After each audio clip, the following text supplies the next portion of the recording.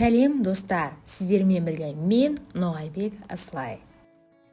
Бүгін біз сабақты ойынға айналдыратын керемет әдіспен танысамыз. Educaplay платформасында 3 қызықты ойын құрап, оны сабақта қалай қолдануға болатынын көрсетемін. Ендеше Memory Game, Alphabet Game және Crossword жасауды бірге үйренейік.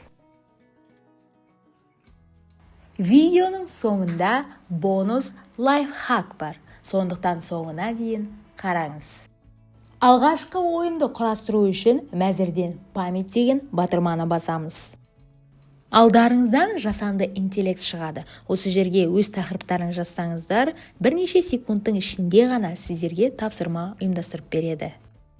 Тапсырмамыз дайын, енді ойнап көрсек қайтеді? Ойынның шарты бойынша бірдей сөздерді сәйкестендіру керек, немесе сөздер мен суреттерді жұптастыруға болады. Енді бұл тапсырмаларды кез келген пәнде қолдана аламыз. Мысалға, тілдік пәндерде жаңа сөздер мен олардың мағыналарын сәйкестендіру, математикада есептің берілуі мен жауабын сәйкестендіру, және тағы да басқа пәндерде берілген суреттер мен сөздерді сәйкестендіре аласыздар.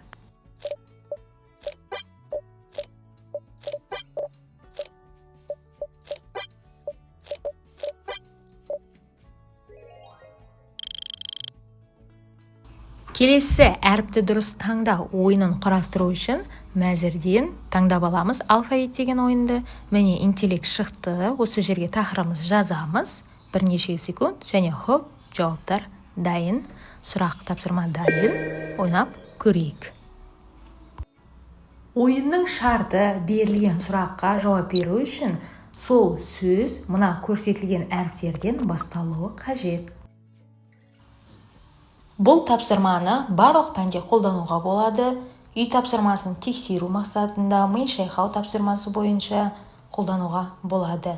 Әсіресе термин сөздер және жаңа сөздерді таныстырғанда өте пайдалы болмақ.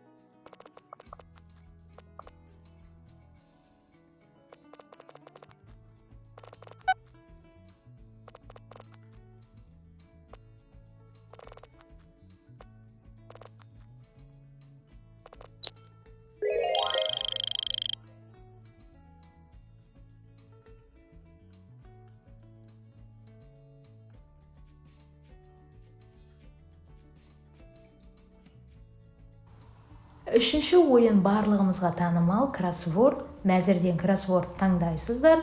Міне жиыға қалаған тақырыптарыңызды тересіздер. Тапсырмамыз дайын.